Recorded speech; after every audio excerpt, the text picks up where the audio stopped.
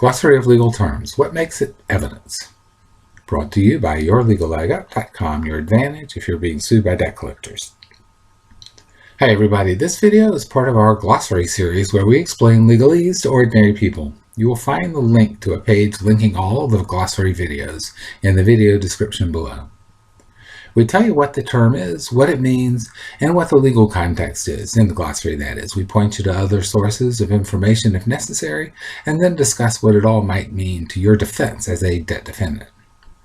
This video is termed evidence. What turns something into evidence? This video isn't long, but there's going to be a lot to think about, and you may want to watch it more than once. I get a lot of questions about striking documents at various times in a lawsuit. This may help with that too. In a way, evidence is just stuff. It's stuff that's supposed to relate to a case. So let's start by considering the way it relates, that is, through relevance. Evidence is relevant if it makes some fact that matters to your case, and to put that into legalese, that's material to your case, somewhat more or less likely to be considered true. A bank statement, for example, might be relevant to show how much you owe or that it is your account. It doesn't have to prove it conclusively, just make it more or less likely.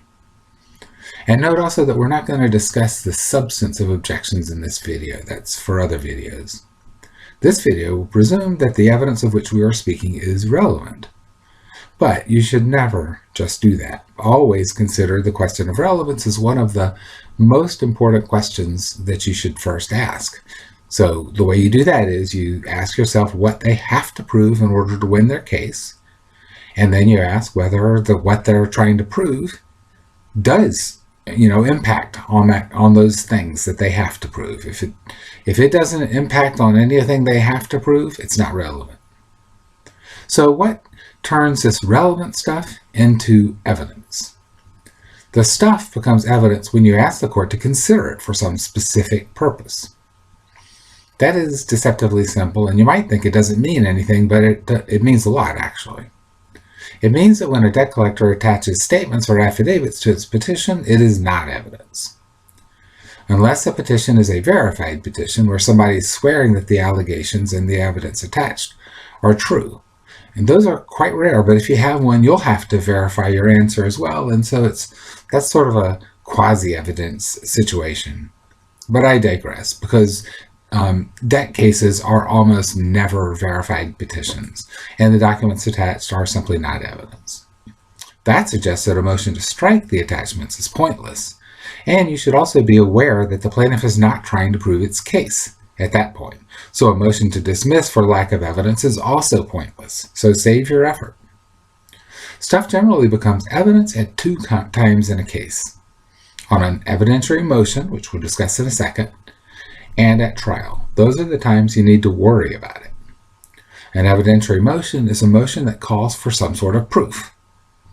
Most typically, that would be a motion for summary judgment, but there are other motions where you need the court to believe certain facts that aren't part of the pleadings, and those are called evidentiary motions. And then, of course, there's trial, which is all about getting the court or jury to believe something. You'll need evidence for that if you're trying to prove something. Or you will want to attack their evidence because they'll be trying to prove something. In debt cases, you're often trying to prove that the debt collector can't prove its case. The fact that it can't prove part of its case is itself a fact that will require evidence. And this would mostly come up in a motion for summary judgment that you would file. So now we have stuff that has become evidence. It's always evidence of something, right? It's supposed to show some specific important thing is true or not true. And of course, evidence could show more than one thing is true or not, which is important. Evidence is always evidence of some fact or facts, in other words. You don't move to strike it, you object to it when the other side tries to get the court to consider it as proof.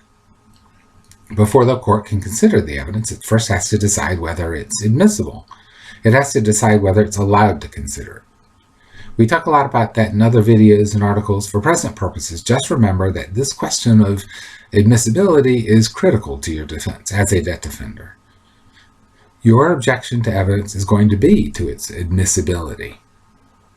Remember that it's possible to have evidence admitted for one thing but not another thing. Suppose you're claiming, for example, that you sent a request for verification, but they never verified before suing you. Your copy of the letter would be proof of what your request for verification said, but it wouldn't be proof that you sent it or that they received it. Those would need other kinds of evidence. Sometimes the court will allow evidence into the record for one thing, but not another. You got to keep track of that and make sure that it limits the evidence to the things for which it was admitted. Most people can represent themselves in debt law cases because of the kind of law it is and the kind of business it involves, but you don't have to do it alone. If you are in fact representing yourself, you may want more help, and that's where our memberships and products come in. You'll find the link to the glossary, as I said, below in the video description, and also a link to a page linking all of the videos in this series and much, much more on our website. Helping people protect their rights is what we do. Protect what's yours and don't let the debt collectors rip you off. YourLegalLegUp.com